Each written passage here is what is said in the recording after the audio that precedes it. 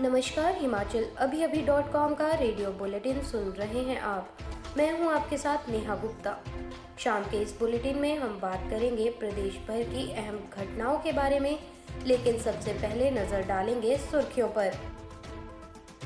Corona के बाद 12 सितंबर को प्रदेश के 12 जिलों में फिर सजेगा जयराम सरकार का 23वां जनमंच कार्यक्रम। हिमाचल में जनजातीय क्षेत्रों में बजा पंचायती राज संस्थाओं के चुनाव का बिगुल।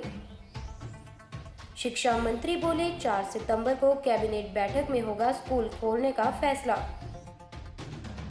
विपिन परमार के भूमि पूजन कार्यक्रम में धरने पर बैठे पूर्व विधायक जगजीवन पाल।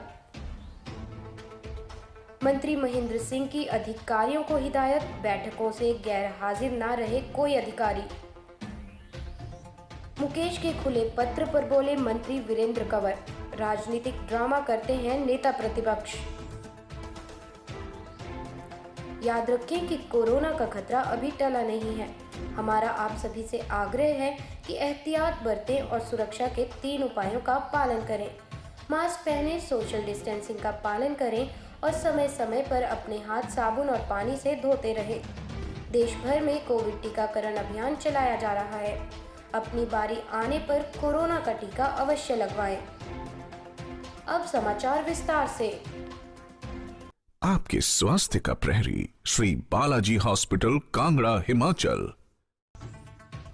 हिमाचल में कोरोना की दूसरी लहर के शुरू होने के बाद से बंद हुआ जयराम सरकार का जनमंच कार्यक्रम एक बार फिर से शुरू होने जा रहा है। जयराम सरकार ने 23वें जनमंच कार्यक्रम की तिथि घोषित कर दी है। ये जनमंच प्रदेश के 12 जिलों में 12 सितंबर को आयोजित होगा, जिसका शेड्यूल जारी कर दिया गया है।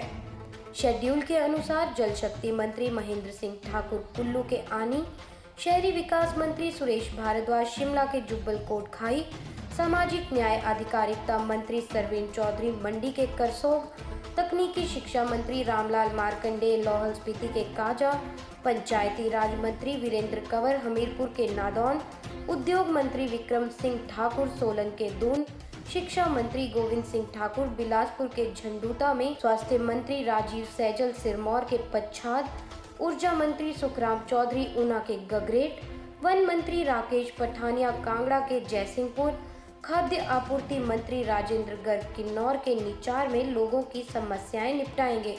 वहीं विधानसभा उपाध्यक्ष हंसराज चंबा के तीसा में जन समस्याएं सुनेंगे।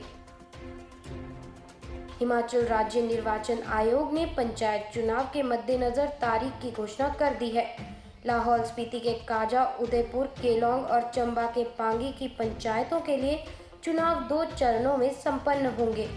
इन चुनावों के लिए 13 से 15 सितंबर तक सुबह 11 से 3 बजे तक नामांकन पत्र दाखिल किए जाएंगे, जबकि 29 सितंबर और 1 अक्टूबर को मतदान होगा। पंचायत प्रधान, उप प्रधान और वार्ड सदस्यों के वोटों की गिनती चुनाव के बाद की जाएगी। वहीं पंचायत समिति व जिला परिषद के लिए गिनती 4 अक्टूबर को होगी।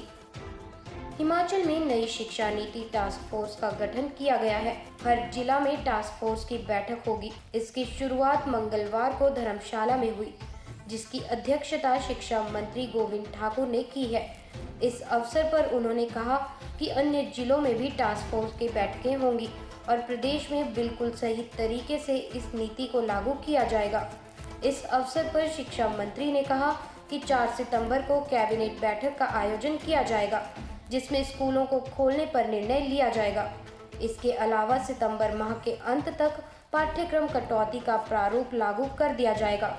उन्होंने कहा कि राष्ट्रीय शिक्षा नीति 2020 में आई थी। ये शिक्षा नीति भारत को विश्व गुरु के सिंहासन पर बैठाने के लिए प्रतिबद्ध है। इसके माध्यम से हम एक ऐसी शिक्षा अपने बच्चों को देंगे जिससे बच्चे वैश्विक बन सकें। शेष समाचार ब्रेक के बाद। आपके स्वास्थ्य का प्रहरी श्री बालाजी हॉस्पिटल कांगड़ा हिमाचल। हिमाचल में आजकल कई राजनीति रंग देखने को मिल रहे हैं। भवाना विकासखंड की रिड़ा पंचायत भवन के शिलान्यास से पहले विवाद शुरू हो गया। माहौल उस समय तनावपूर्ण हो गया जब स्थानीय विधायक एवं विधानसभा अध्यक्ष विपिन सिंह परमार के मंगलवार को भूमि पूजन कार्यक्रम में पूर्व विधायक धरने पर बैठ गए। पुलिस और प्रशासन की लाख कोशिशों के बाद भी धरने पर बैठे पूर्व विधायक जगजीवन पाल टस से मस नहीं हुए। हालांकि जगजीवन पाल के धरने पर बैठने के बावजूद विपिन परमार ने कार्यक्रम में पहुंचकर भूमि पूजन किया है। वो पूर्व निर्धारित समय में कार्यक्रम में पहुंचे और पूरे विधि विधान से उन्होंने भूमि पूजन किया। हिमाचल के मंडी जिला में जन शिकायत निवारण समिति की बैठक में मंत्री महेंद्र सिंह ठाकुर तल्ख दिखे। बैठक के दौरान अनियमितता बरतने वाले विभागीय अधिकारियों को सख्त हिदायत दी गई है। उन्होंने कहा कि इस प्रकार की बैठकों से कोई अधिकारी नदारद न रहे। उन्होंने बीबीएमबी और NHAI के अधिकारियों को सड़कों की दशा को तुरंत प्रभाव से सुधारने के निर्देश दिए। इसके साथ ही सभी विभागों को बरसात के कारण हुए नुकसान को ऑनलाइन माध्यम से दर्ज करवाने की बात भी कही।